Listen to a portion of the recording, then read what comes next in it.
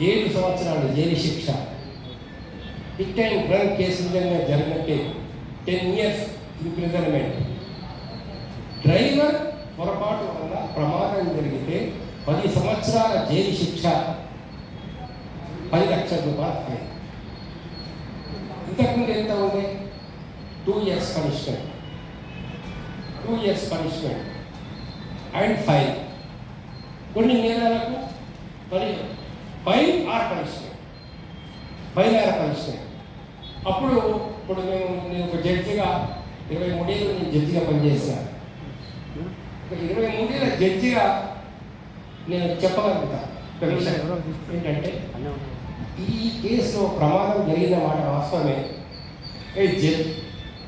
Driver తప్పెళ్తున్నది, ఇంత శిక్ష వేయాలి, ఇంత న్యాయం, ఎట్లా కరెక్ట్గా ఉంటుంది, వేయాలా వేయద్దా, అతని పరిస్థితి ఏంటిది, కుటుంబం ఏంటిది, జీతం ఏంటిది, ఎంత పని వేయాలి వేసేవాళ్ళకు 1000 రూపాయల ఫైన్, 2000 రూపాయల ఫైన్ వేసేవాళ్ళు. 8 రోజుల శిక్షను, 4 రోజుల శిక్షను ఇట్లా వేసేవాళ్ళు. లేదా దానికి కూడా ఇంకో రకంగా, ఎందుకు ప్రమాదం కావాలని ఎవరు చెయ్యరు అంటే దురుద్దేశం ఉండదు, మా ఇంటెన్షన్ ఉండదు, మోటివ్ ఉండదు. అక్కడ motive, there will not be any motive to commit any offence. Motive లేకుండా జరిగింది, వేరే మోటివ్తో జరిగింది. ఇది ఈ చట్టం చేసిన తర్వాత మీరందరూ కొంచెం పేపర్ చూసి ఉంటారు, ట్రక్ డ్రైవర్స్ అందరూ కూడా స్ట్రైక్లో పోతున్నారు. జస్ట్ 3-4 hours ఆల్ ఇండియా లెవెల్లో ట్రక్ డ్రైవర్స్ స్ట్రైక్ చేస్తున్నారు. 24 hours సెంట్రల్ గవర్నమెంట్ దిగొచ్చింది. 24 hours ఏమని చెప్పింది, మేము we are not implementing those acts అని చెప్పింది. అంటే సంఘటిత శక్తి యొక్క బలం చెప్తున్నాను, సంఘటిత శక్తి యొక్క బలం. ఇవాళ రైతాంగా ఉన్నారు, ఇవాళ పంజాబ్లో రైతులు, బీహార్, మనందరం కూడా రైతులకు మద్దతుగా నిలబడితే central government has to shut down, దిగి రావాల్సి వస్తారు. ఏ పాటనే సెంట్రల్ పర్వాలేదు అక్కడ, కానీ రైతుల యొక్క సమస్యలు దిగి రావాల్సిన వస్తారు. ఇంకొక విషయం కూడా ఏంటంటే, ఇవాళ ఒకటి మనం మైండ్కి తీసేయాలా ఏదో ఇదేదో పెద్ద అబ్సల్యూట్ పవర్ అని, దాన్ని మనం ఏం ఎదుర్కోలేము, చాలా బలంగా ఉంది అని చెప్పేసి, అదే పుచ్చిపోయిన గోడ అడే చెప్తుంది సనాతన అని చెప్పేసి, అంటే పుచ్చిపోయిన గోడ అని చెప్పేసి వాడు పుట్టినటువంటి పట్టదాన్ని ఒక్క కళ్ళు అంతే పడిపోయేటట్టు. కర్ణాటక రాజ్యం పడిపోయింది, తెలంగాణ తనీయం పడిపోయింది, ఎక్కడన్నా కానీ అంతే. మనం ఒక ఐక్యమత్యంగా ఉండి అందరం కనుక ప్లానింగ్ ఆలోచించి సిస్టమేటిక్గా మాకేం అవసరం లేదు, దాని లోపల కానీ ఒకటి దేశాన్ని రక్షించాలి, డెమోక్రసీని రక్షించాలి, నీతి ధర్మం చెప్తాం. మహారాష్ట్రలో ఎంత గవర్నమెంట్ పడగొట్టావు, ఇక్కడ నీతి ఉందని ఎక్కడ ఎమ్మెల్యేలు ఉంటావు, షిండేకి ఏదో తీసుకుంటావు.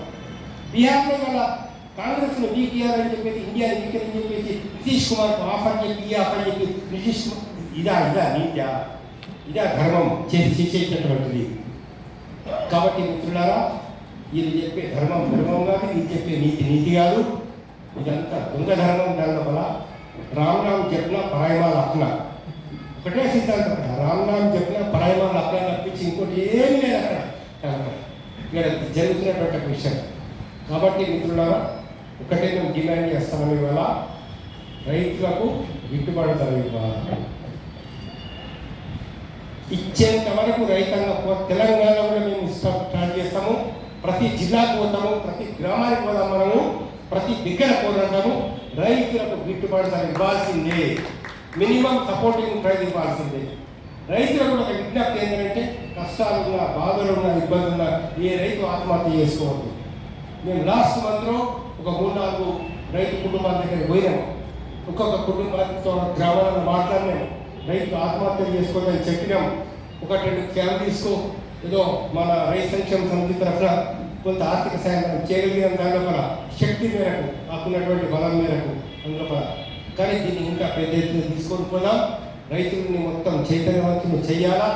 ఈ రైతులు ఎలా దోపిడీకి గురవుతున్నారో అది మనకు చెప్పాలా. ఇందాక మన మిత్రులు చెప్పారు, మనకు రైతు అమ్ముకుంటే ఏ రేట్ వస్తుంది, మన మార్కెట్లో కొంటే ఏ రేట్ మనకు వస్తుంది.